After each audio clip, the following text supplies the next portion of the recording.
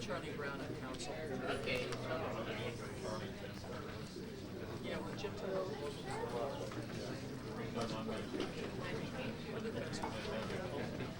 They charge you a set of numbers just pay.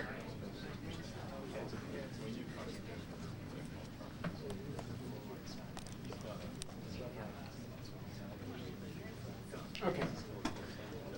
Action.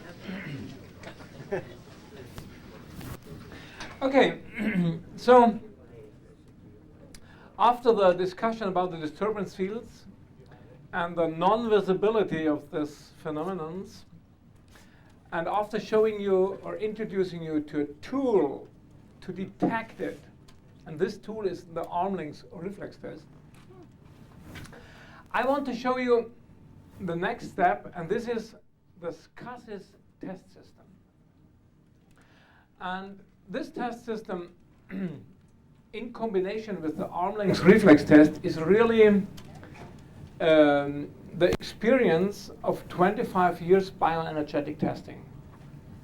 So this is what I want to present you today with the SCASIS test system, is really 25 years blood, sweat, and tears.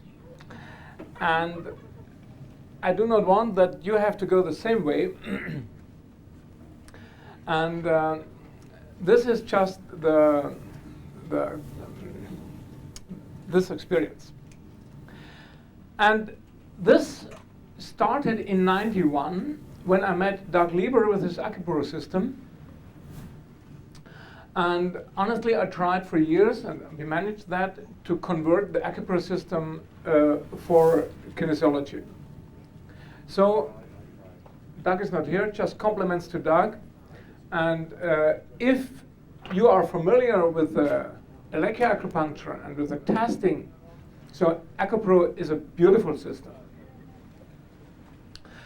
But what we introduced, what we tried to manage with this new test system, is the broadcasting of the information of remedies, of organs, of other things to the patient without any contact. That means without any electromagnetic stress. You perhaps know the theories that the electromagnetic stress of EIV apparatus, appliances, provokes a shift in the meridians. So for instance, the lung meridian, which is in traditional Chinese acupuncture, is on the outer side of the thumb, shifts to the inner side. And with our system, we broadcast the information without contact to the patient on an appliance that produces scalar waves. And that's why this system is called SCASIS. This means scalar wave-based test system. Now I want to, in very short and very quick, I try to explain you how we think. We have no proof, because scalar waves, nobody can measure scalar waves. How we think that this appliance works.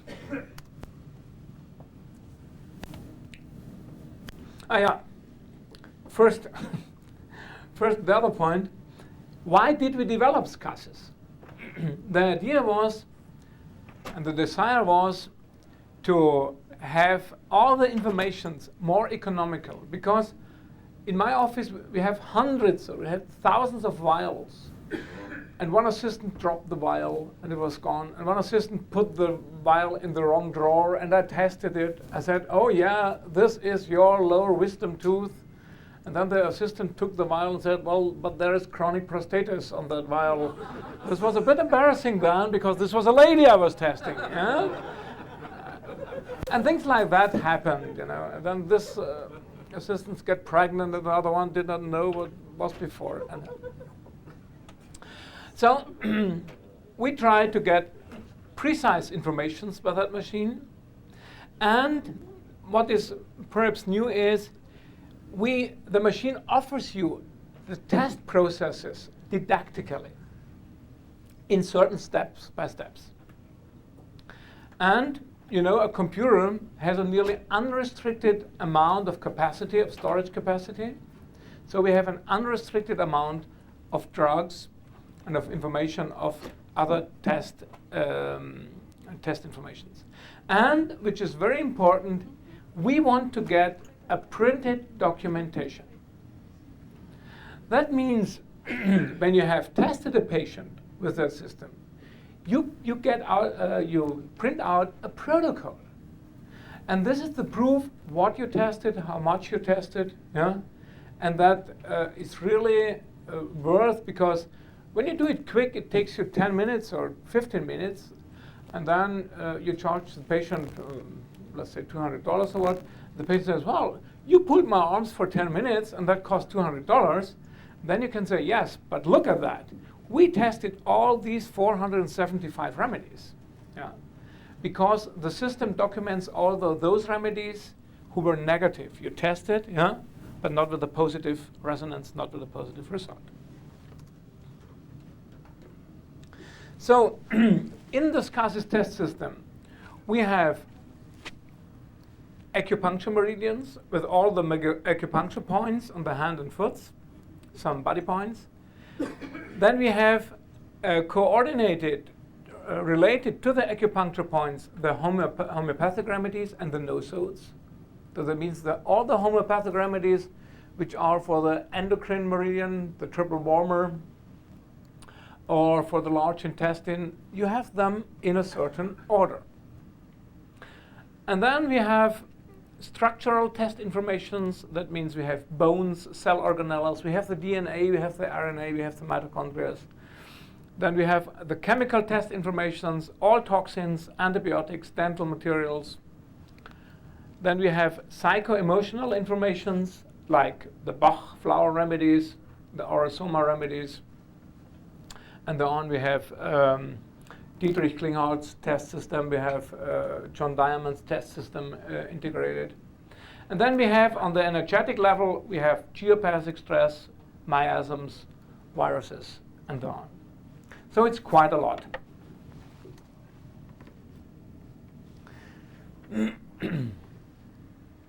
The basic idea with CASIS is that we have test filters. These are identical filters from Dr. Schimmel, and which are used in the Vega test. Dr. Schimmel is a good friend of mine. And by these test filters, we ask the primary questions to the body. We ask, are you having a disturbance field? Or where is your dominant disturbance field? Are you having a food allergy? Are you having an environmental allergy? Are you having psycho-emotional problems? And so on, and so on, and so on. And then we get the answers by the level test. That means we ask the body, where is your dominant disturbance field? And then the body gives us the answer, it's not on the structural level, it's on the chemical level. And then we look in the chemical level, and then we see, the disturbance field is the amalgam in your mouth. Or we ask, on which meridian is your dominant disturbance field? And then we go through all meridians. That means it's sort of a body scan. And then the body tells us, the dominant disturbance field is in the large intestine meridian. Or we have the drug test. That means we look, when we have identified the dominant disturbance field, for instance, the large intestine, we go to the drug test and we find out, we go through all the heal remedies. You prefer a heal, or the other one refers Sanum remedies. Then you go through all the Sanum remedies, and the body tells you which Sanum remedy is best for the large intestine. Then we have a dental module. The dental module contains all dental materials. Then we have a score module. We have to, with the score module, you can test the biological age. Then we will have a hand mode module with all the hand modes from Dr. Beardall. And the level test and the meridian test, this is the basic, these are the basic modules. You have to buy these. And drug test, dental module, score module, and hand module, they are just you can buy them if you want them.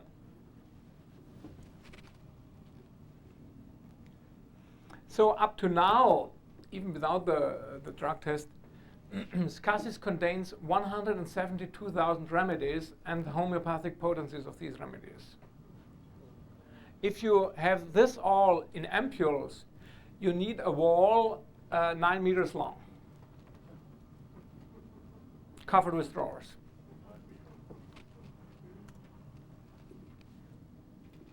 So the SCASIS test system, especially designed for kinesiology or for the arm length reflex test, that doesn't matter what you take, is we are using the test reactions by the arm length reflex test. Before the break, I tried to give you a short introduction into the principles of the arm length reflex test. The only appliance you need is a conventional PC or a laptop. SCASIS comes on a CD-ROM, it's just a software. And it comes with a foot switch. And it comes with an appliance to broadcast the information. I will tell you later about this appliance. And the big advantage is that we have a contact-free and electromagnetic stress-free broadcasting or transmission of information.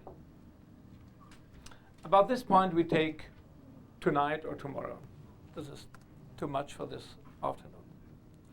Now, I told you that we use scalar waves to broadcast the information from the computer to the patient.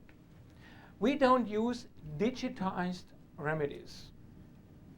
We think there's a bit problem, but anyway. The scalar waves,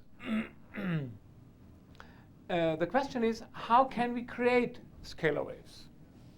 And the answer is pretty simple. You can create scalar waves by the Möbius principle. The Möbius loop, or the Möbius principle, Möbius was a German professor in 1748, and he was the first one to describe that phenomenon. It's very easy to make a Möbius loop. You take a strip of paper and fix the two ends together, but before you fix it, you twist it half, and then you fix it. And then you have a Möbius loop. And the Möbius loop is a very, very interesting structure. The Möbius loop has only one side.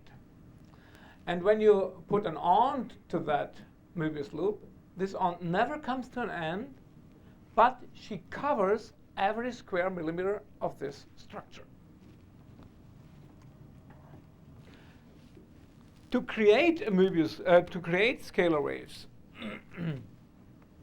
you take electromagnetic, some wire or copper, and you make a Möbius loop out of electromagnetic conducting material, and then you give in an electromagnetic input. And if you give an electromagnetic input into a structure formed like a Möbius loop, the electromagnetic input is extinguishing itself. And in the middle of the loop, you have a so-called zero field, an electromagnetic zero field. So you get nothing. But this electromagnetic zero field, this is creating scalar waves. And by that, you have a scalar field. And now this is not our idea, honestly. You can get these things. But our idea was not to put in just electromagnetic currents. We give in electromagnetic information in the form of sound waves. Music, for instance. Or, for instance, just a word. That means the computer, which is no problem today, the computer, for instance, says arnica.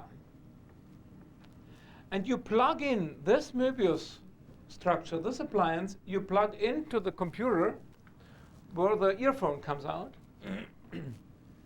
And so the sound wave of arnica goes into that Möbius loop, and you hear nothing, because this is not a loudspeaker. But the electromagnetic part of the sound wave is creating that scalar field, and that scalar field is the informational carrier of the information of arnica. Now I have to jump a little. We think that our brain, when I think of my BMW in Munich, that this thought is a scalar field as well. And when we think of somebody, and this somebody is thousands of miles away, and he feels that the other one is thinking of him, this is a scalar wave phenomenon. So scalar waves are very, that's a hypothesis, are very similar to our conscious fields, to those fields we are creating by our brain.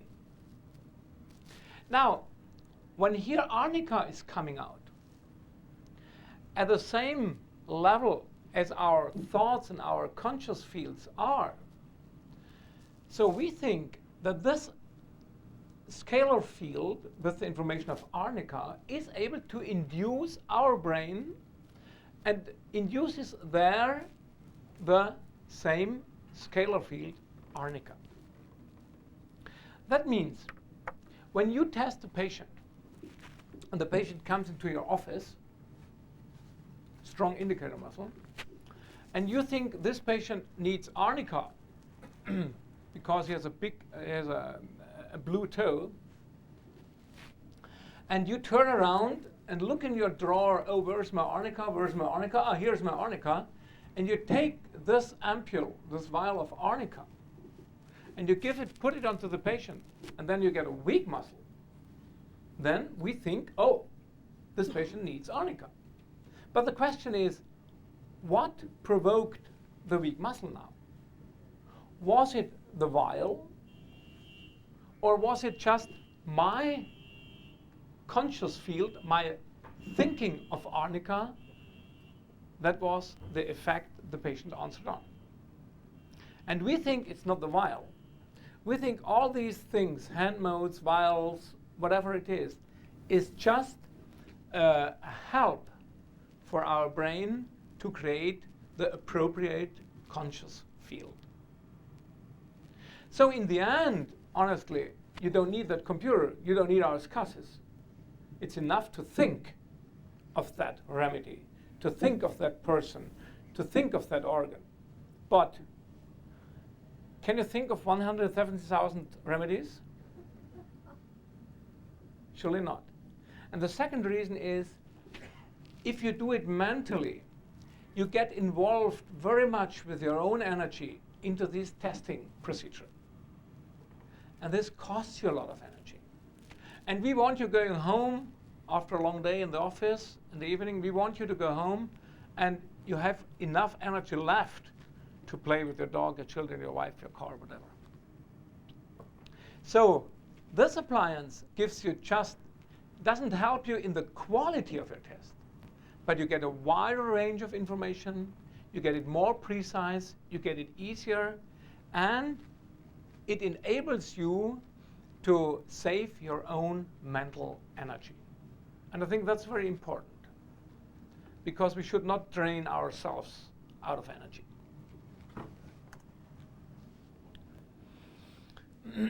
Just to make you a little curious on that aspect, when you take a Möbius loop and you transform by this very simple formula, and to transform this Möbius loop into a two-dimensional aspect, then if you have a Möbius loop which is just once twisted, and you project it into a two-dimensional level, you get this figure. And when you have double twisted 2 times, you get that, 3 times you get that, 4 times to get that. And if you twist it 8 times, the Möbius loop, you get a figure like that. And that's very interesting. Because, you know, coming from Europe, we always have to talk about our old buildings you don't have here. That's why we have no space shuttles, you know. So you always find in every Gothic cathedral, medieval cathedral, you find these rosettes windows. And now we can say, well, they made that because it looks so nice, you know, it looks pretty. But I don't think that this is a real proper explanation for that. Eventually, they knew that this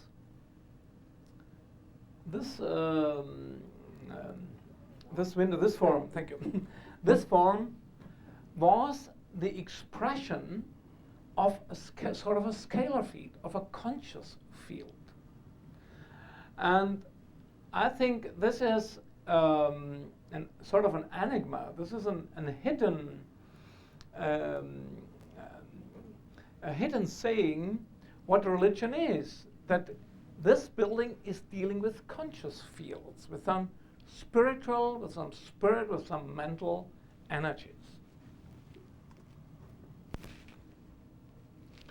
So when we take an oscilloscope and use it on the computer, here we see the frequency analysis of Arnica montana, and that's coming out of the computer. If you plug in a loudspeaker on the laptop, you do not plug in the laptop. You do not plug in the Möbius loop, the Möbius appliance. You hear the computer say Arnica montana. And this is the hell of the work, that every remedy and every organ, we have in the computer as a sound wave, as a specific sound wave. Yes. And this was a hell of a work. Now, this is a short introduction to that principle. Oh, God. I forgot something. I forgot the Möbius loop. Okay. Now, I want to show you now the practical use of SCSIS to detect disturbance fields.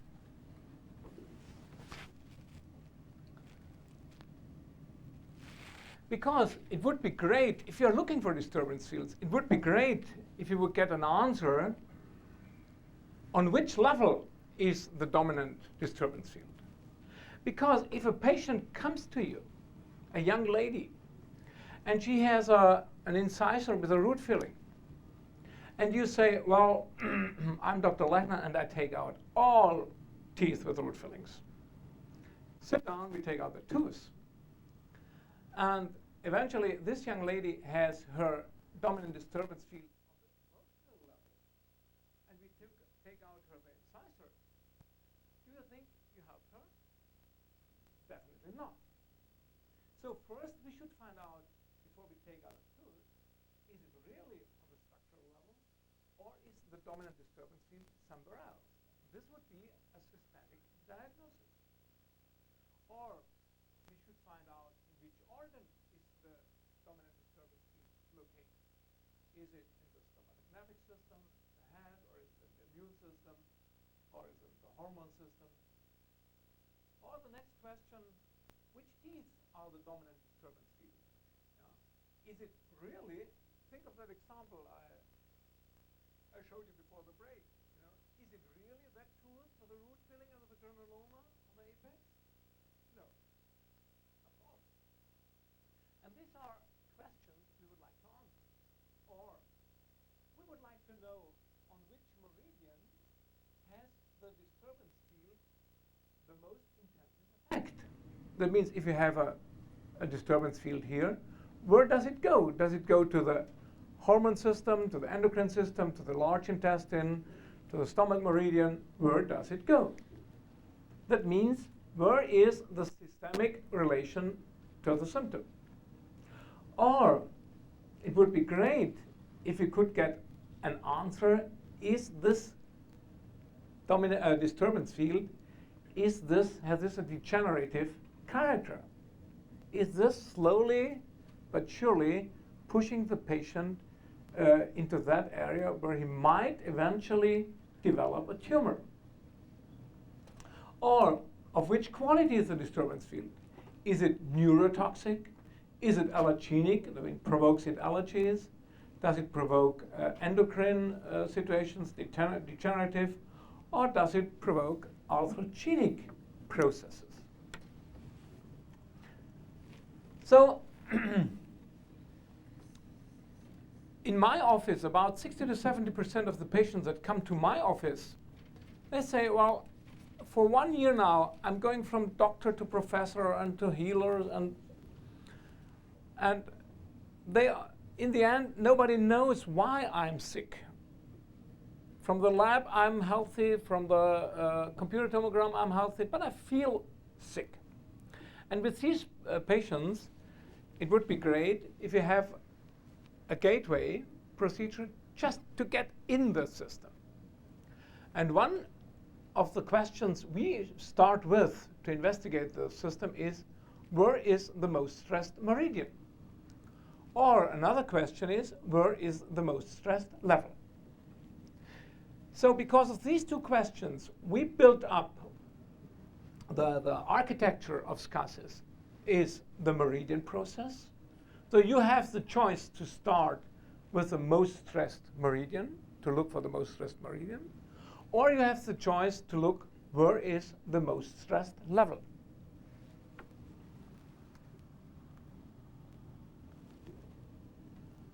And all these questions, where is your most stressed meridians, for these questions we use these filter vials.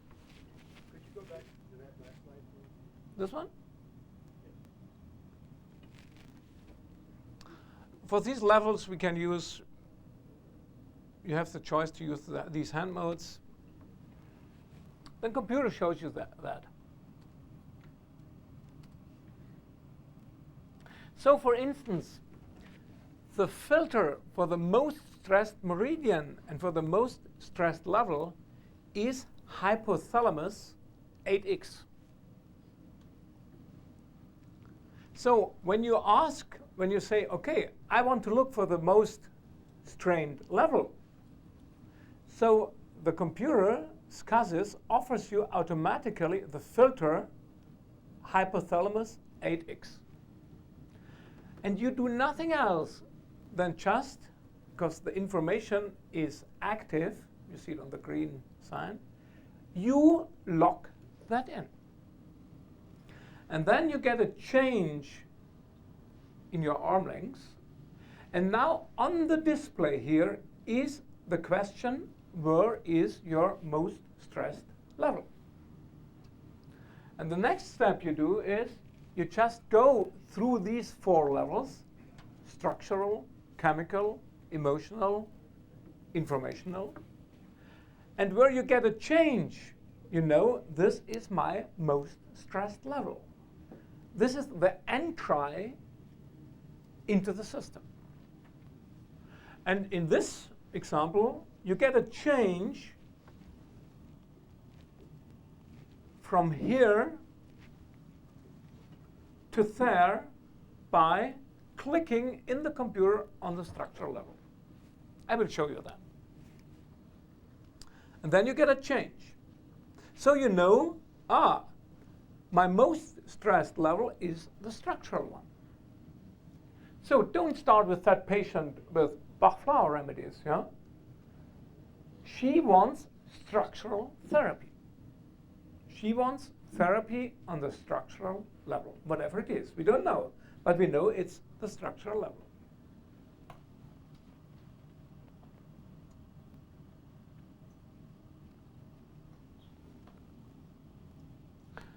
Now, we can say, okay,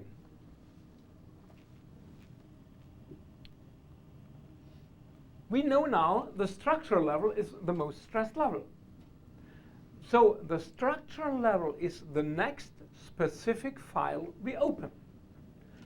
We have 4 drawers in every patient: a structural drawer, a chemical drawer, an emotional drawer, and an energetic, informational drawer. Now, we just want to open the structural drawer and look into that structural drawer and want to see what's inside there. So we activate that in the computer, that information, and lock that in. So we have on the display the most stressed level. In this case, it's the structural level. Now, it's your choice. Now you can say, where on this structural level is the dominant disturbance field? Now, you go and you store in the question, where is the dominant disturbance field? And then you find the dominant disturbance field is the hormone system. And then you find it's the pituitary, and so on. So we go through that now, not in theory. I show you that now in the test system itself. What I forgot now, this is just theory.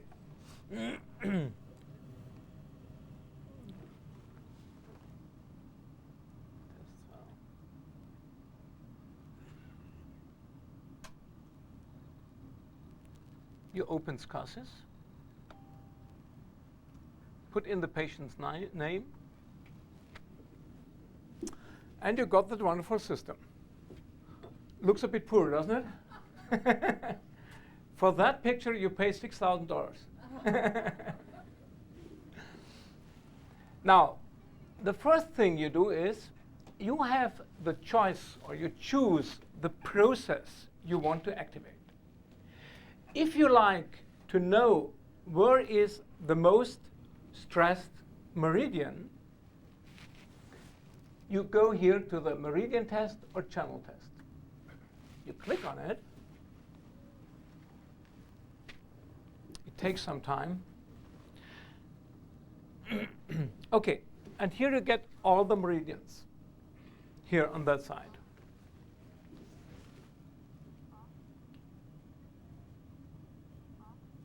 I take the sound off. Here are all the meridians.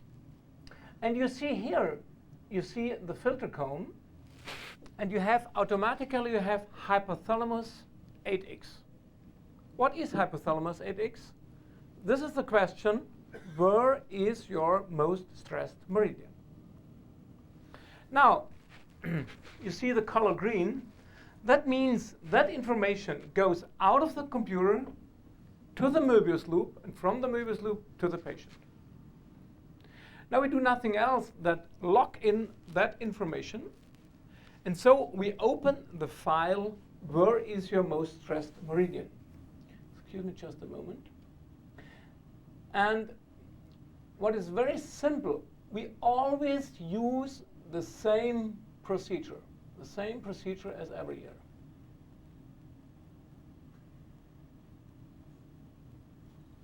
That means now we open now that file, where is your most stressed meridian?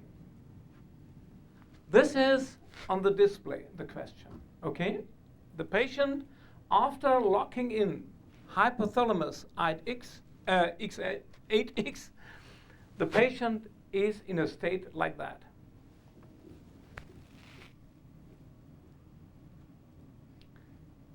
Now, we can now click on the lymph meridian, and we ask, is it the lymph meridian?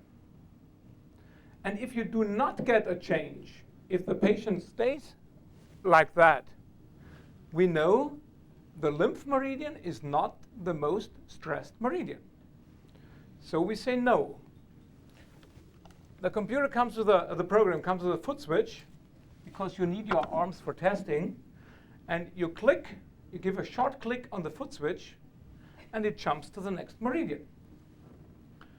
And now, question, does the lung meridian provoke a change in the arm length? No. But here, the large intestine, that meridian eventually gives you us a change. Then we say yes. And now we have all the points going through that. But you see, going through all these meridians step by step, that's a nuisance. That's a time-consuming process. So we have a scan function. That means you test a block of meridians at the same time. To make it easier, we can go back and we can say, we do it in the beginning like that. We make a body scan on all meridians. And now the body says, well, amongst these meridians we activated, there is one meridian which is the most stressed meridian. So we say yes. And then the upper part, we get a yes again. And then next half, we get a yes again. And then we get a yes again. And then we get a yes again. And this is a no. Huh? It does not change. So we say no. But the colon, the large intestine, says yes again. Okay. And here we get a yes again. Make it like that. We get a yes again. We say yes. And here we get a no. And here we get a yes. And here we get a yes. And here we get a yes. And here we get a yes. Okay.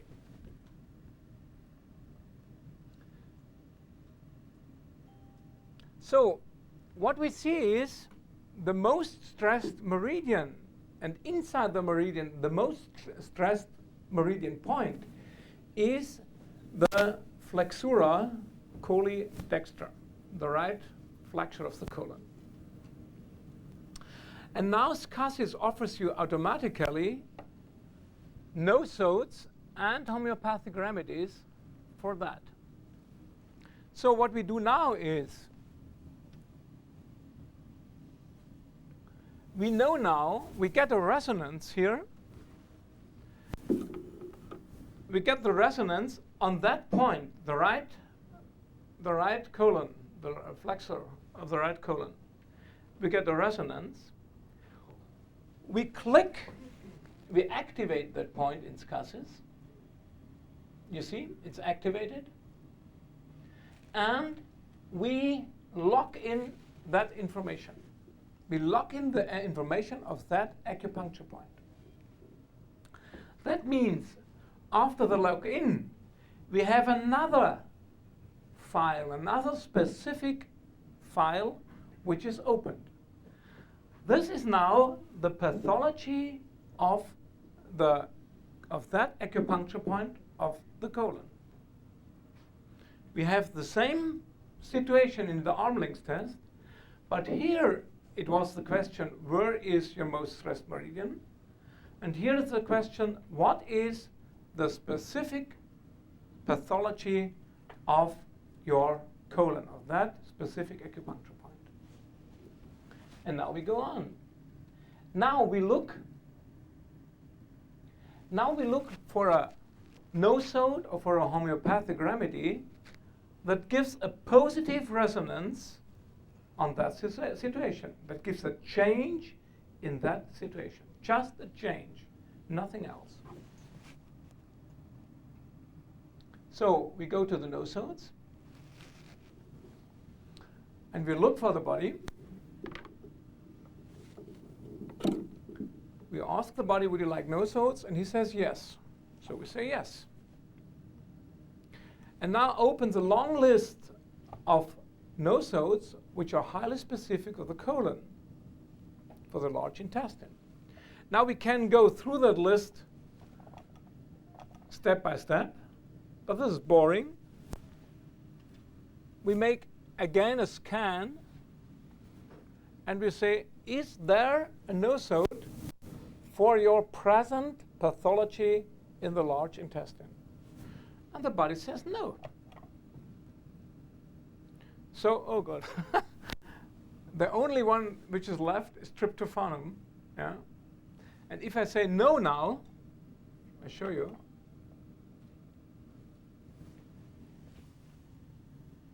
Okay.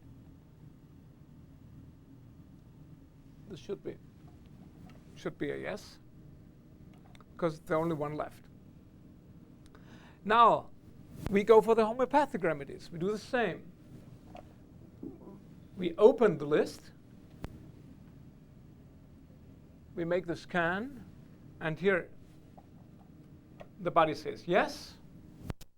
And it says yes again. And it says yes again. And it says no. Oh, no. OK. And aloe vera is a yes. And this is a no. And this is a no. And no means no change, OK? Because the file we logged in was like that.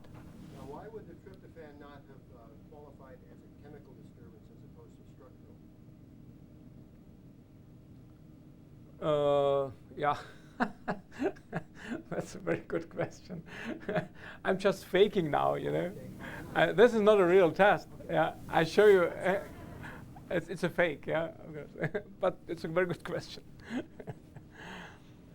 And here we get a yes again. And this is a yes. And this is a no. And this is a yes. And you can do it as quickly as I tell it. And this is a no. And this is a yes again. And this is a no. So you see in this part, we have all these combs. We have all these tanks. And now those three elements which were positive are now stored in this tank here. Now, we want to know which potency does the body need for that. Or, yeah, which potency.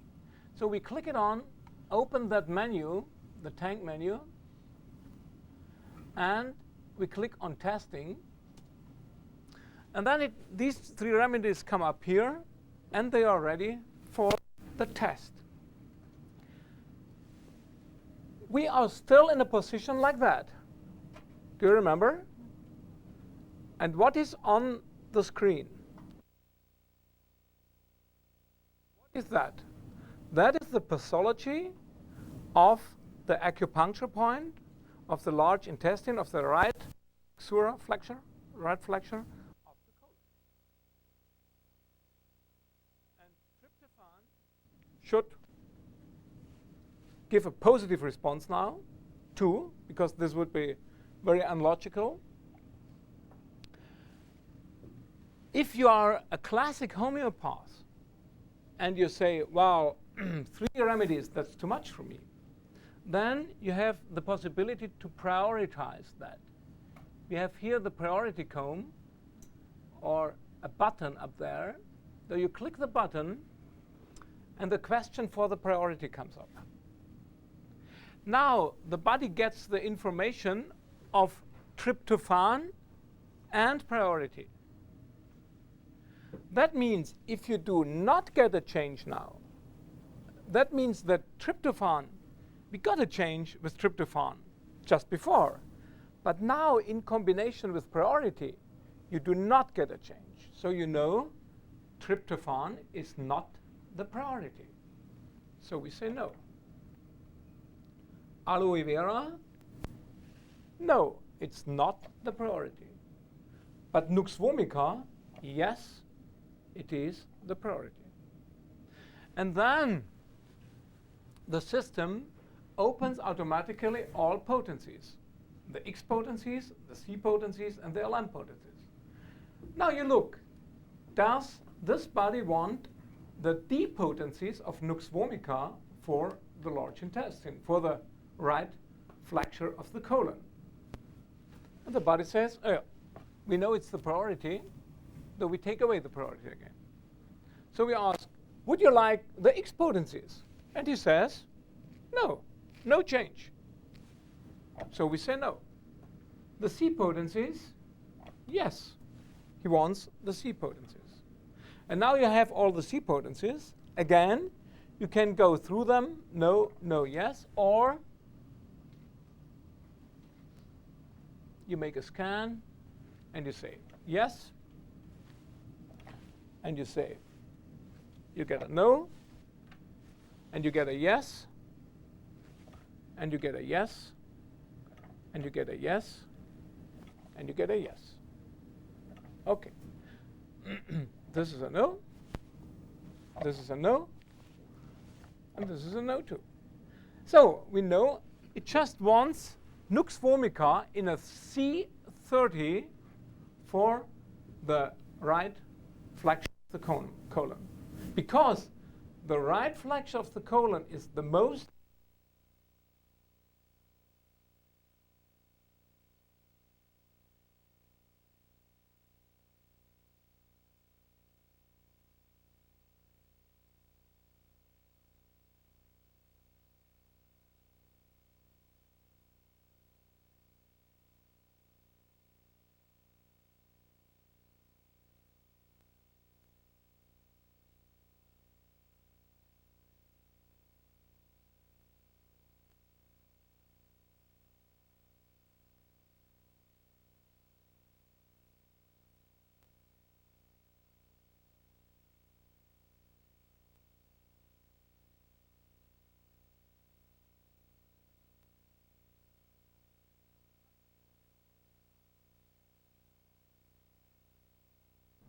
because the acute itis, the patient will tell you. Yeah? The patient says, I have acute itis in the knee, or acute itis here, pulpitis, or whatever. Yeah? Okay?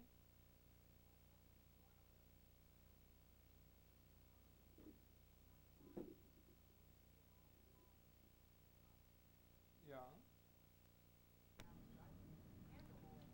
Yeah.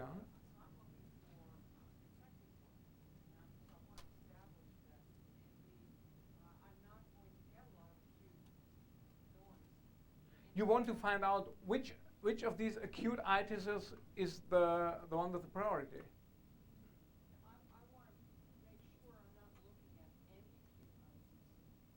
I want to go for true focal disturbance. Yeah. Then, if you want to ask for the disturbance field, yeah, for the dominant disturbance field, the dominant disturbance focus,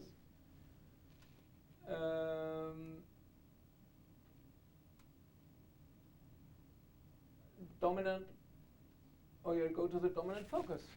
Yeah? Okay? You click that, and you have the dominant focus here, Thuya 200X in the filter. And then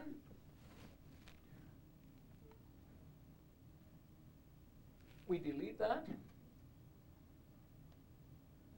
activate that again. And then you have the question, where is your dominant disturbance field?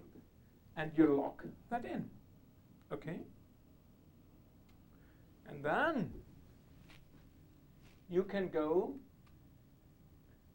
to the level test. Now, what you locked in now is the question, where is my dominant disturbance field? Yeah? You opened the specific file with the contents, with the question, where is my dominant disturbance field? This is on the display, on the screen now. And now, you go to the level test.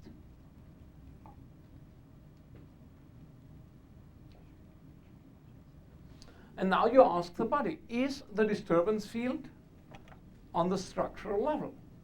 Yeah. And you get, do it like that, and you get no change. That means the disturbance field is not on the structural level. You say no. But on the chemical level, you get a change. You get a resonance.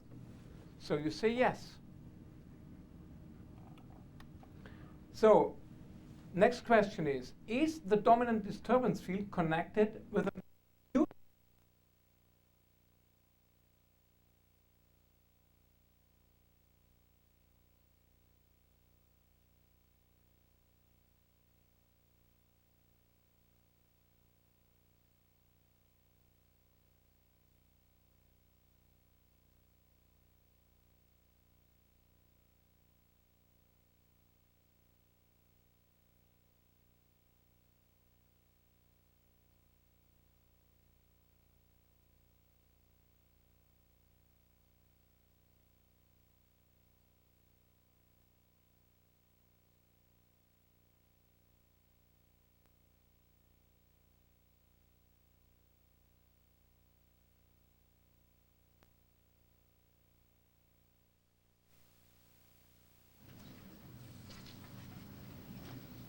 Jump over these questions. Go to filling materials. Go to amalgams. And go to the gamma 2 amalgams. Let's say go to silver amalgam. Yeah? You still have on the display,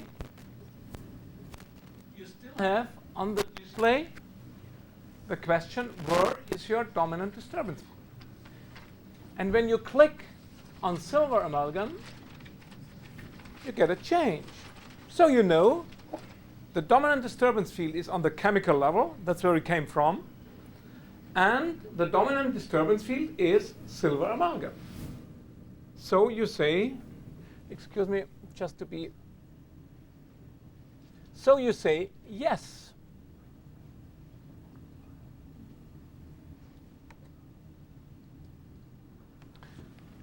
So you say yes to silver amalgam. And you get silver amalgam here in that tank. And now you test that comb silver amalgam. That means you know the dominant disturbance field is connected with silver amalgam. Let's say it is probably silver amalgam. And now you test the silver amalgam for two reasons. To find out how strong is the strain or the load of silver amalgam for that system, for that body, and what is the therapeutic potency, yeah, of that nosode. Let's say it's a nosode. So, and now it's a strange phenomenon. He wants a X, yeah? And he wants a D1. You get a yes in a D1. You get a change in a D1. D2 is like that? No. D3 is like that? No. It's getting worse. And no. And no. It's getting worse and worse and worse. And it's getting better and better and better and better. And you get 100% change with a D100. And this is all a no. So you get a positive resonance with two different potencies, with a low one and with a high one.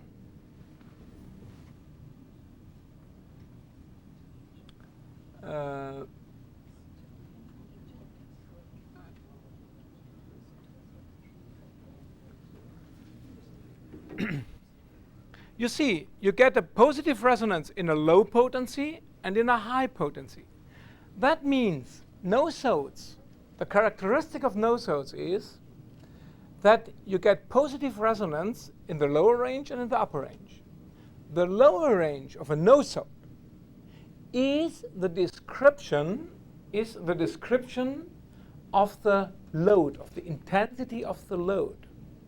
When you have a D4, the load is not as severe, as strong for the body as when you have a D1.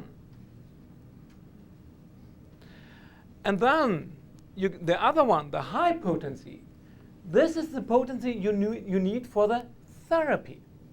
Never give that patient with 10 amalgams filling in the mouth a potency silver amalgam D3 or D1 or whatever it is. Yeah?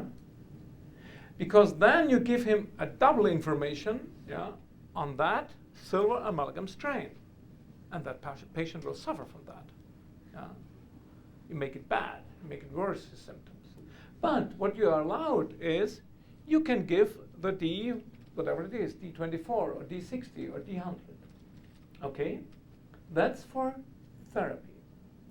But of course, you remember, you document the lower potency, because when you give him chelating therapy, Wobenzyme or whatever it is, or chlorella, or doesn't matter, and the patient comes 6 weeks later, yeah, you have a score. He must be better after 6 weeks. Otherwise, your chelating or your detox therapy, your detox protocol did not help, was not good. And this is good medicine, yeah, on a bioenergetic level. Yeah? We define a state, we diagnose a state, and we make a therapy, and then we make a control. And it's very easy to do this with CASs. So, now we know the pathologic range is silver amalgam D1. Okay? Now we go back to a D1. And now what we would be interested is, we would like to know, what is this silver amalgam D1 load strain? What is this strain doing with this body? Yeah? Well, now we know it's a problem for him. But we want to know, where does this problem go? How can we do that? It's very simple. We activate that D1 by clicking it, so it's blue, so it's active, and we lock that information in. Open eyes, close eyes, very quickly. And then, oh God, where is it? Where is it? No. Oh, yeah. And then we locked it in, and then we have another open specific file. And the contents of this specific file is silver amalgam D1. That means it's exactly the description of the of the intensity of the silver amalgam load or strain that body suffers from. This is on the display now. Now, when you're checking for trying to qualify your thumb and finger test, is that just representing the side that you're testing on, or does that represent the whole body, both sides? I hope I understand your question. To answer. When you tested this side and it came up with a right flexure. You think of that? Yes, but you tested for structural. Yeah. On No, for chemical. I think in this example we have chemical now. okay, but I'm trying to find out if there's bilateral or if it's unilateral when you're testing this way. So yeah. Now I understand. Yeah, I understand. Well, you have the choice. The patient can make the modes, the hand modes, with his dominant hand. The dominant hand is this hand, getting a bit complicated now, where you get a positive response on your hand chakra. You heard about that? Otherwise, we leave it. Yeah, we do it on Monday or tomorrow afternoon. Okay? It's a good question, but it's difficult to answer now. So we get out of the system. Now, we have silver amalgam D1. The pathology of the silver amalgam we have on that on the screen. Now we go back to the meridian test, to the channel test. I still have the old one here. I should have gone back a little bit. Now we want to know on which meridian is the most intense effect of this silver amalgam load. And we are in a very specific file.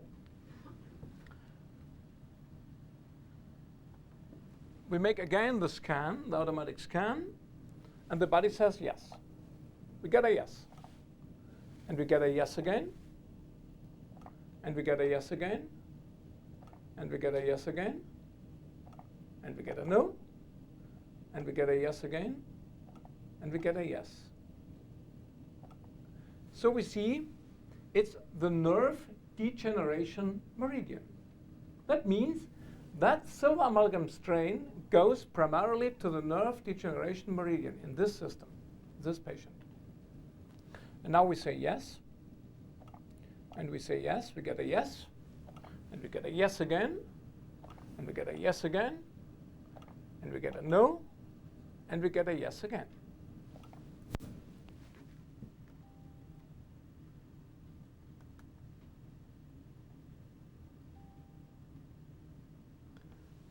And this is the point.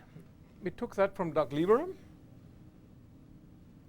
This is the point for a very important function, for the neurotransmitter function. And you find this point positive in patients with silver amalgam in at least 60 to 70%. Now we know the silver amalgam load is affecting his neurotransmitters. So we would like to know which neurotransmitters are affected. The neurotransmitters we find on the chemical level. So we go into level test, chemical, open it.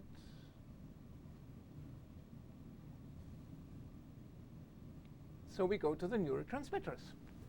We can test again that now. Hopefully we get a yes too, because it's the same as before. And we say yes. And now we have a list of neurotransmitters. And now we scan all the neurotransmitters to find out which neurotransmitter is affected by the silver amalgam. We activate it, the automatic, the block test, the scan test, and we say yes. And we say no. And we say, we get a yes. And here we get a no. And here we get a yes. And here we get a no. And here we get a yes. So we know, silver amalgam is affecting the serotonin in some way. What would we like next? We would like, is this blood of silver amalgam, is this increasing or decreasing the serotonin level? How could we do that? Very simple. We take serotonin, take it into another tank, you see? Oh, no. You can do everything with the mouse with the system, that's no problem. And we test that serotonin. Now, we are still, in which file are we still? What's on the screen? Exactly, very good. So we say yes. Now, a D, okay, he wants a D as an X, you know. A D1, no. A D2, no. But a D3, we get a yes. What does this mean? Has anybody of you an idea? Would be acute. Huh? Not bad, but It's a deficiency. you know, serotonin is not a nosode. Okay?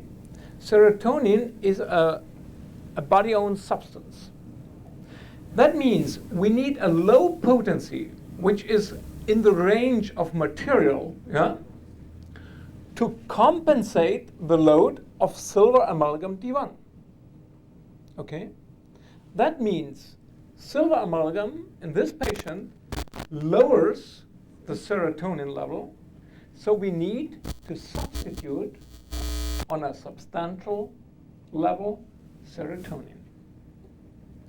And as we can have proven now that silver amalgam is lowering the serotonin level, is it a wonder that this patient says, I'm tired, I'm depressive, I have no fun anymore, I don't even watch television? By you, the fact that D3 showed up, would that signify that a lot of rubbing is coming out?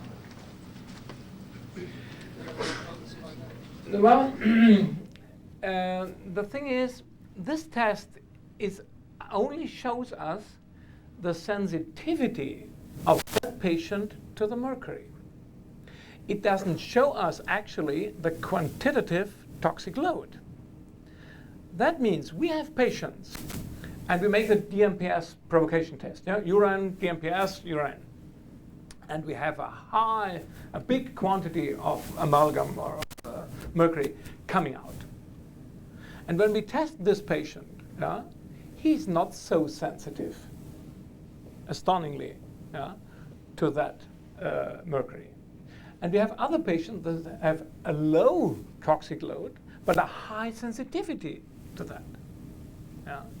So by this test procedure, you get a highly individual answer to the question, dear body, what is the silver amalgam making with you? Not a dogmatic answer. Not an answer, amalgam is always toxic. Amalgam ruins everybody. This is, well, I wouldn't like to say this because we have that machine. We can, this a question we can answer by far more precise. How did you determine whether serotonin was low or high? I missed that part. You get a positive resonance of serotonin in a low potency. If you would get a positive reaction in serotonin D60, that would mean you have to give the body the information you have too much serotonin. It was a high potency. A high potency. And the low potency means, this in the silver amalgam file, you have a low level of serotonin provoked by silver amalgam. And I think this is what, in the beginning, what I tried to promise you or to show you, that this is a systemic diagnosis. And we made it with a very simple tool, kinesiology, or arm-length reflex test, or whatever it is. So what we try with that system is to bring off that wonderful tool that came from America, kinesiology, to bring it off from this, do you need a banana or do you need an apple?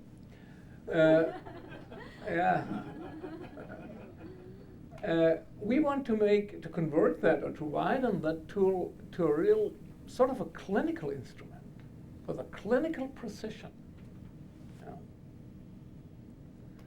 And we have all documented these things. And if you want, you can send this patient to a lab, and get the affirmation of your test. And this is just, no, we have another half an hour. This is just one step. And now you can say, well, the next step would be, we still have silver amalgam on the screen.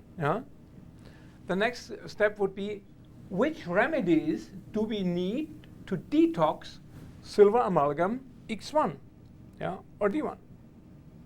Now we know it provokes him serotonin. One therapeutic remedy we have to prescribe to this patient is serotonin D3. He needs serotonin D3 to compensate the effect of silver amalgam D1.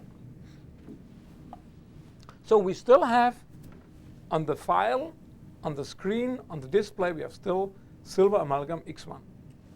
And now, of course, so we go to the We have this in the dental test. Remedies for detox. You have again all these filter questions. We don't need that now. Yeah. Now you have the detox remedies allopathic, and you have the detox remedies homeopathic.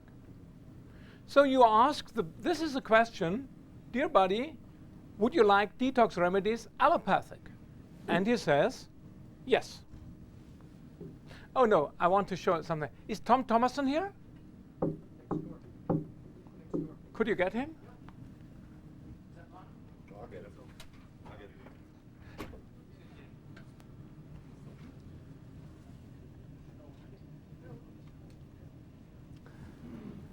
You remember what Tom Thomason said this, was it this morning, yesterday, this morning? Yes. One of the questions could be, where does this silver amalgam D1, what is this doing with our immune system? Yeah?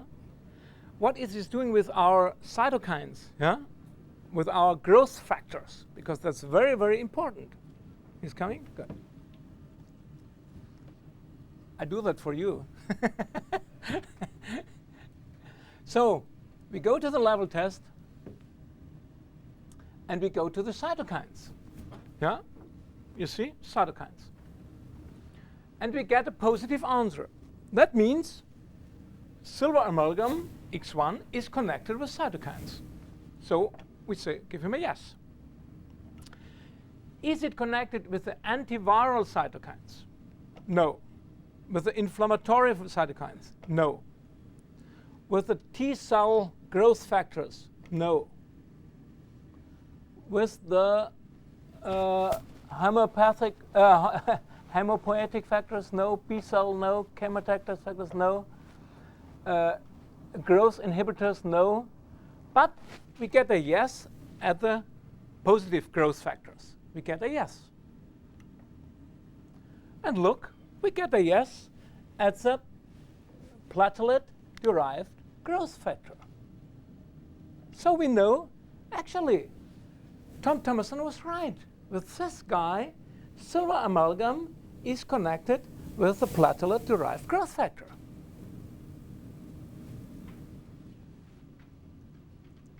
Now, again, now the next question is, does silver amalgam lower that growth factor, or is that growth factor increased by silver amalgam? So we have it here now. We take it, click it with the mouse, bring it into a free comb, and we say yes, we test it. We get a yes again, of course, a D, and the D1 doesn't react at all. Yeah? So I take the mouse and go to a D60, and we get a yes. Is this in your sense? Did you say this? Pardon me? Does silver amalgam, does it increase the platelet-derived growth factor, or does it lower that factor? I believe it lowers. It lowers. OK, so I made a mistake. We better get a positive reaction at the D2. Yeah? This is the same like the serotonin. Yeah? To compensate the effect of silver amalgam X1, we need the platelet growth factor in a D1, in a D2. Yeah? Because silver amalgam lowers it. Yeah? It's diminished. About diminishing The platelets. Yeah, yeah. When the growth factors diminish, the platelets decrease. Huh? So what Thomason said, he's right. You know, you can test that very easily in this system. And if you don't know what a platelet growth factor is, that's very simple to understand. But if you don't know what a fibroblast growth factor is, for instance, SCASIS is not only a carrier for remedy information, it's a carrier for your own education, for your own information as well. So you click on the mouse, and the window opens here, and you get an information what the fibroblast growth factor does. Yeah, it's German. Of course, we will translate that for you. Yeah, but for instance, you see brain and pituitary are rich on FGF, and you get this window thing. It will take us a lifetime to add for every homeopathic remedy that window. But this is what we want to do. So you test Nux vomica, for instance, and you don't know what Nux vomica is good for. You click on the window, and you get from the repertorium, you get the information what Nux vomica is. So you learn the homeopathy. You control yourself, your test results, yeah, by your own knowledge. And you get very quick information. It's not necessary to get up and then take the book, and that's old-fashioned. Yeah. And so you have thousands of possibilities and informations. Yeah, you see when you have this little cross here, this window thing. Behind is hundreds and thousands of informations. Yeah, and so on. But the body leads you. Yeah, you must not learn that. Oh God. Yeah, but the body shows you where he wants to go. The body is diagnosing itself. Yeah, he's taking you by your hand and saying, "Oh, we go to the chemical level. We go to the silver amalgam X1. Then we go to the serotonin D3. Then we go to the platelet growth factor D3. Yeah, and then we go back. I forgot that. And then we go back to the detox remedies. And the patient says, the body says, yes, I want the allopathic ones. So, would you like amino acids? Oh yes, I would like amino acids. For what? For silver amalgam X1. Very precise question. Yeah? And the answers you get from the body are as precise as your questions are precise. Yeah? If I say, how are you? What answer will I get from you? I'm fine. The question is not precise, and the answer is not precise either. Yeah? But we ask him, what do you know? What do you need for silver amalgam X1? And what does the body say? Tationil 300 is no, but a tationil 600 is yes.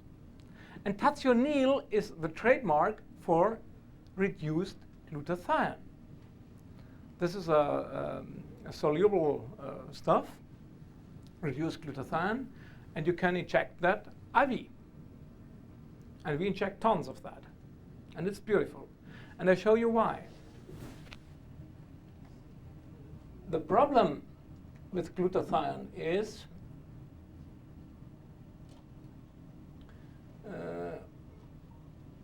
that glutathione is really the key in the mechanism of intracellular detoxification.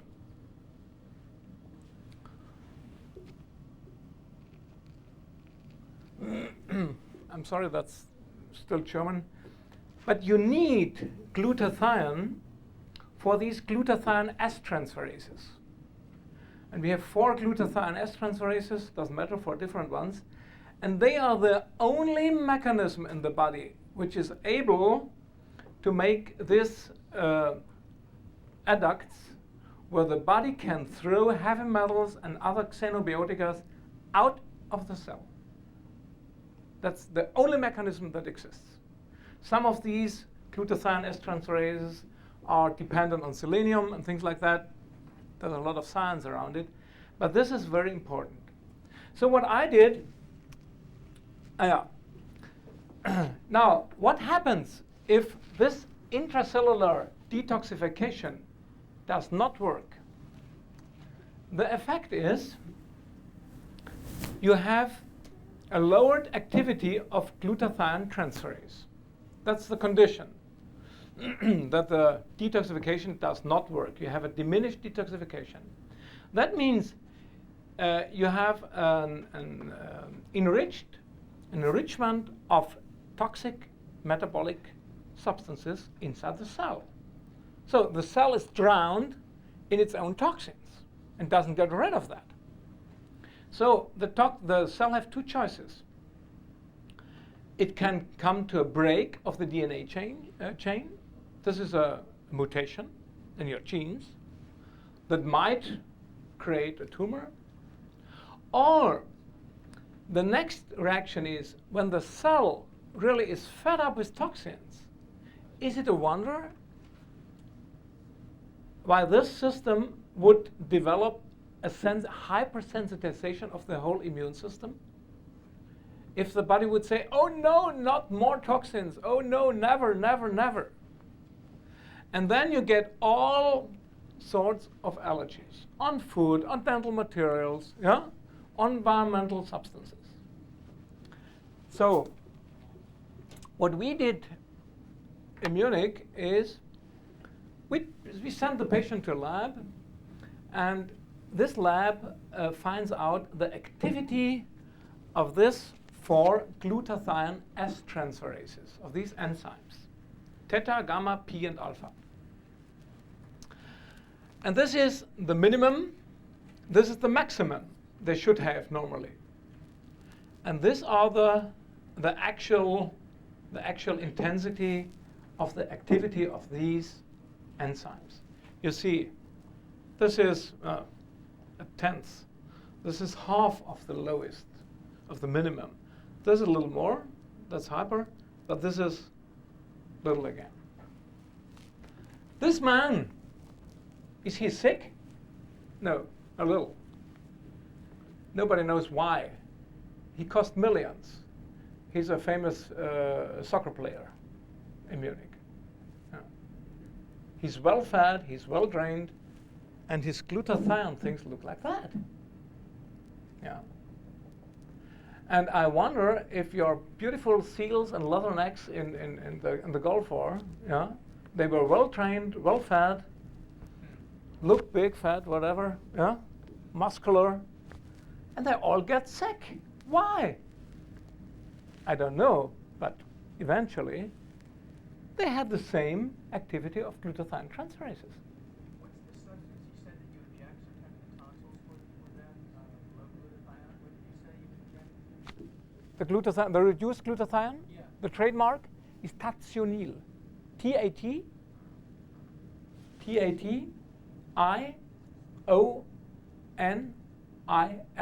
Tationil. You get it in 300 milligrams and in 600 milligrams. And it's produced by Boehringer, but German company, but we get it only in Italy. We have to re-import it from Italy. Because the German laws are very similar to yours.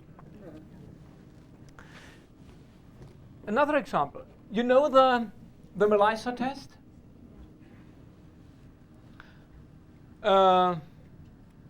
Yeah, and this patient here, this patient, at the same time has a rather high sensitivity to hydroxymethyl methacrylate. But this patient has about 12 bonded inlays in her mouth. And what is the bonding substance? Methacrylic. And since then, she has tremendous candida, and nobody can help her with the candida. And when you go to SCSIS and open the candida file, yeah? We open the candida file, and then you go to the dental test and take the methacrylic, you get a positive resonance. Yeah.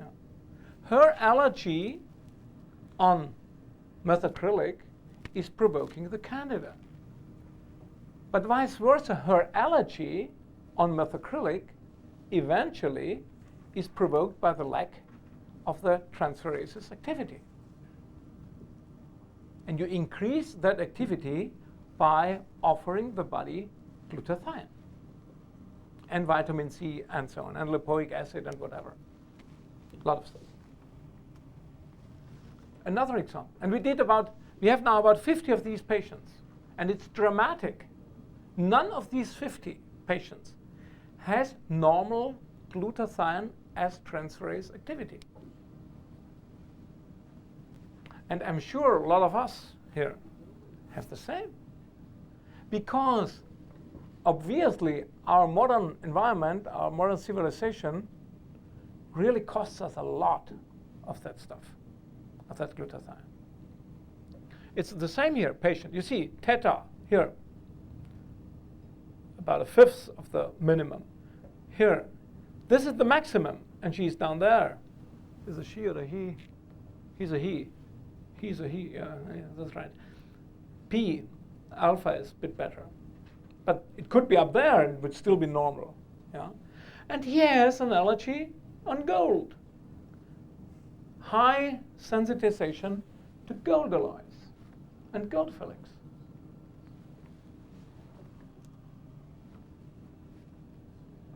Another patient, the same picture here, sensitization to methyl mercury, phenyl mercury, and so on, anorganic mercury. Yeah. So, although I live quite well from taking out the patient's mouth material which is not compatible, I start to think a bit different about that. Yeah. Now I start, first I try to find out the background, yeah? And then I start to treat the background. And in some cases, we are lucky enough that the allergy disappeared by activating the glutathione as transferases. Yeah. That's a very interesting aspect. And you don't need a lab. You don't need a lab. You need a lab in the end. That's nice when you have a lab. But this is what I wanted to show you, is just in SCSIS, if you get in SCSIS that result that you need in the amalgam file, when you open the specific amalgam file, when you need for that glutathione, then you get a hint. Either you make the substitution, or you send the patient to the lab and say, please, find out what about this glutathione as transferases. And the funny thing is, I have about 3 or 4 patients, and I gave them the first IV glutathione injection. And the next day they called me and said, I remember names I didn't remember for 10 years.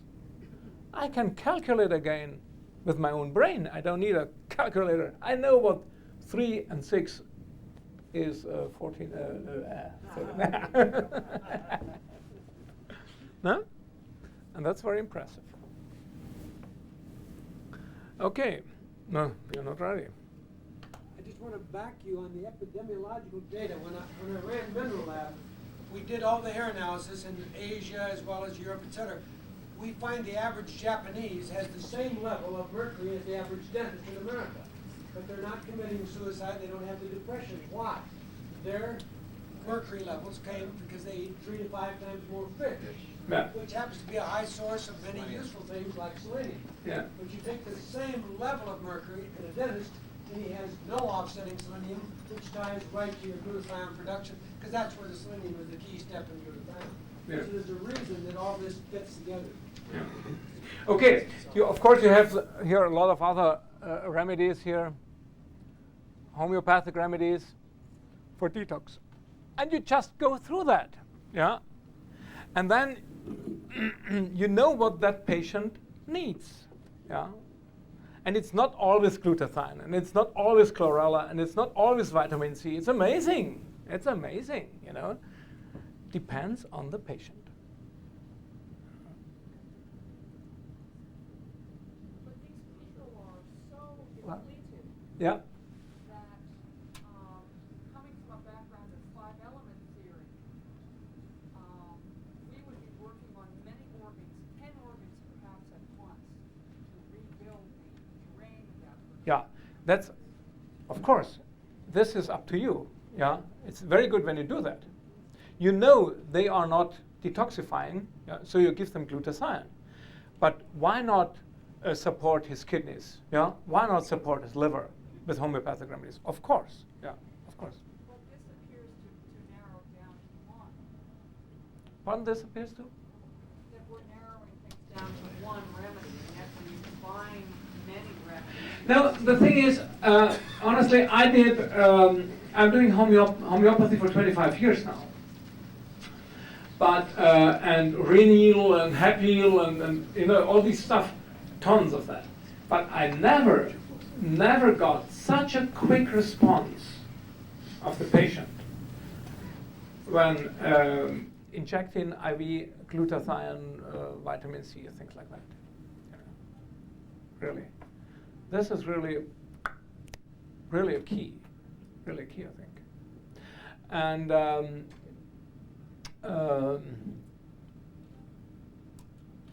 yeah.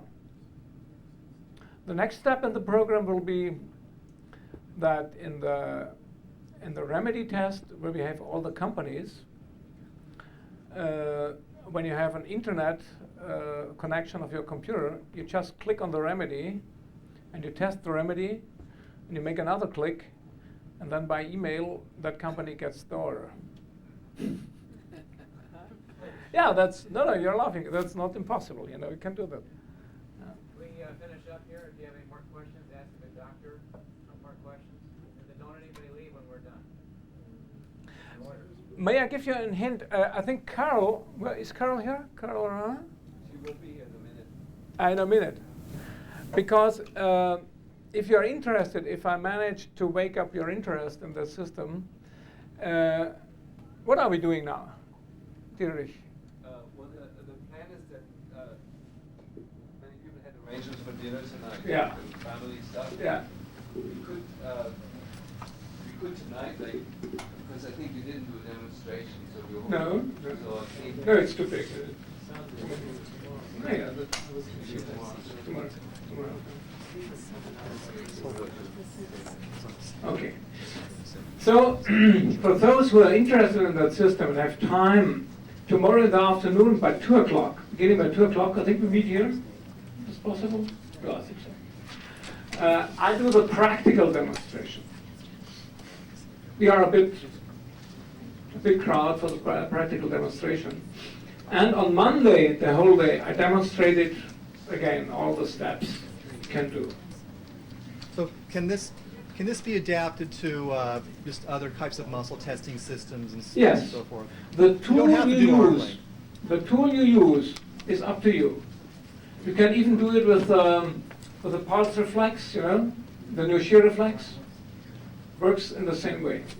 And the next seminar will be from the 7th to the 9th of July in Seattle, and Dietrich is organizing that.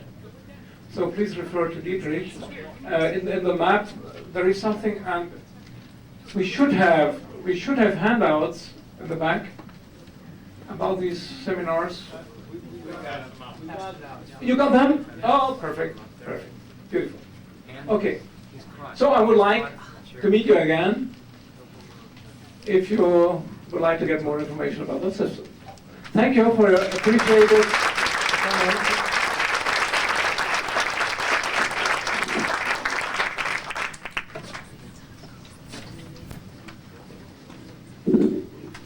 Thanks, Hans.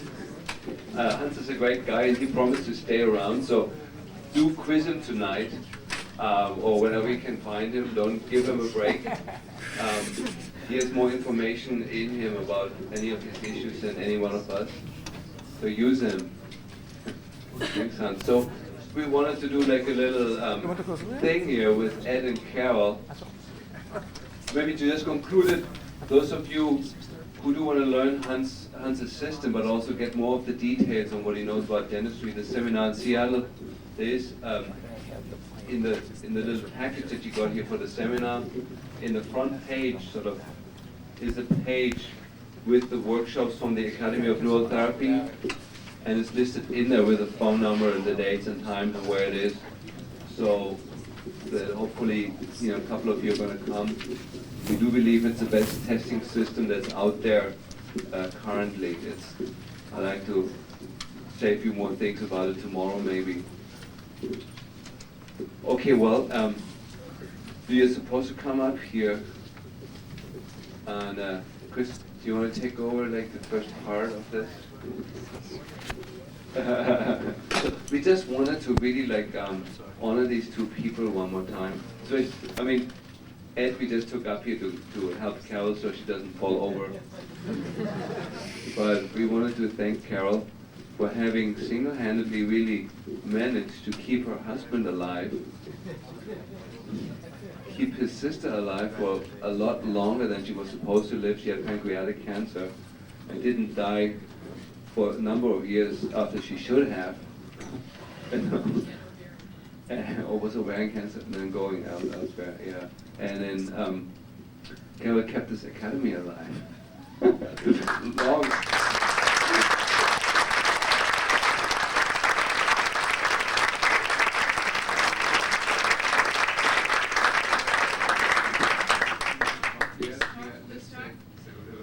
It's only because we've had such a marvelous staff.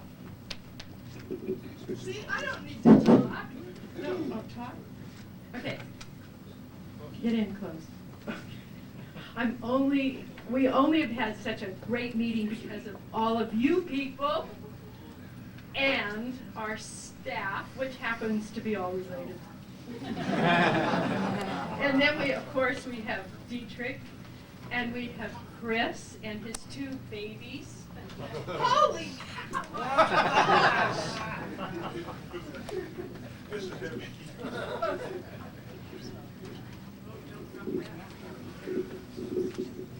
This is really a surprise. Thank you, everyone. Thank you.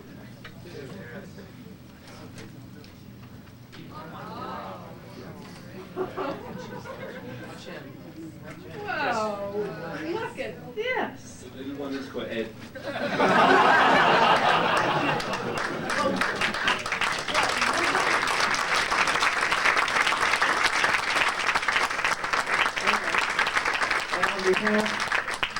On behalf of the attendees and the staff and the presenters and the exhibitors, we'd like to offer you a day of special care for you at the Yonka Spa for facial and pedicure and manicure and massage. Yeah.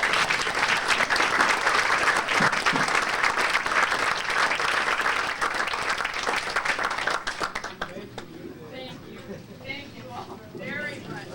This is a little bit overwhelming. It must be because of this. See, the bad chi has now been changed into good chi. Look at that.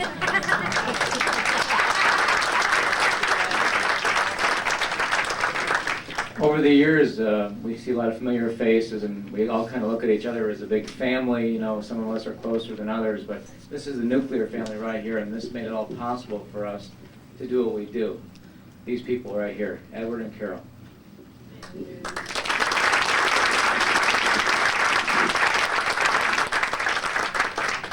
Is this thing on?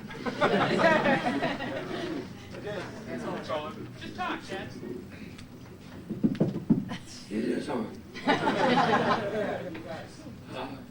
Here again, my thanks go out to all of the attendees, because this is what really makes a meeting. We've been in this game for a while, and it's unfortunate when you get sick.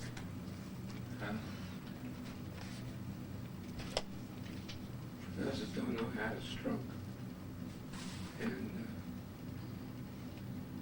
things was just going to shut down. It appeared. Anyway, I'm still here, and we watched our Carol's sister pass away from cancer. This year, in February 1st. It was. And she would help out in the book table, which we always have the back there. And she had pretty much memorized the stocking gap. A lot of photocopied books from Lygoneers, which was necessary to get out. It pushed some of the publishers of those books to renew their publishing rights. And that's really what we wanted to do anyway. We wanted to look for the books that weren't unique. In fact, most of the books are on Malcolm.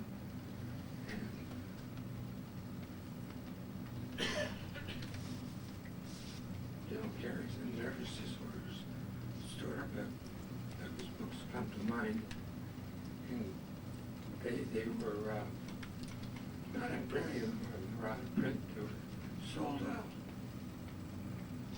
And I talked to Dr. Stardust, and I asked him, I said, well,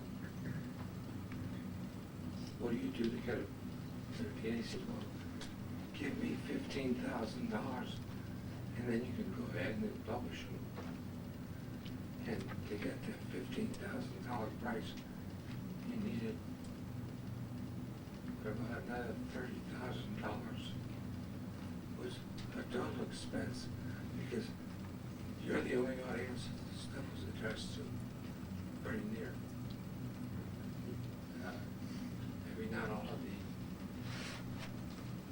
DAM's personnel agree to that, but they didn't buy a whole lot of books, and there are no money in books anyway. Books are a losing proposition, I think, for the writer book and for the publisher book. But sometimes it's the only way we can write, put down things.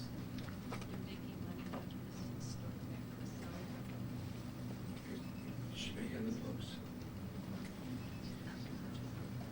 See, nobody tells me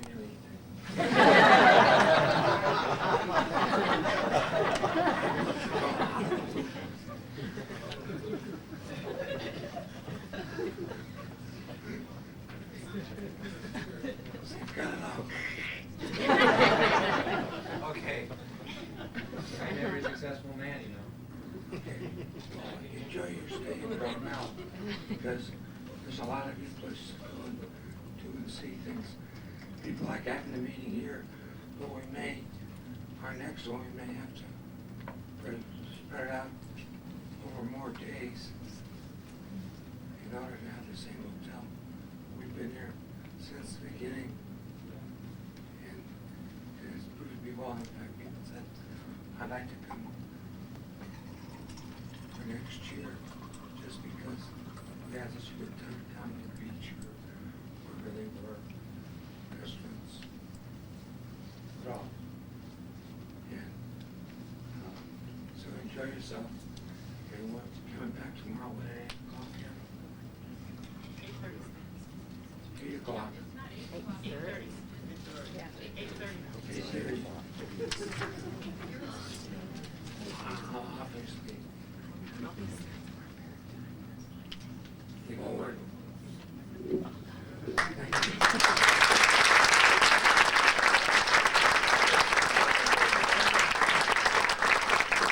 Thank you, Ed. Thank you, Carol. Now, one last reminder. Tomorrow morning, this morning, like, most of you didn't get here until about 9 o'clock. Tomorrow morning, of course, Clean Out, the great Clean Out is going to be on, starting exactly at 8:30. So anyone who's coming late tomorrow, I'm going to take a real personal, we're going to take a list of names who comes in late. So we wish you good evening.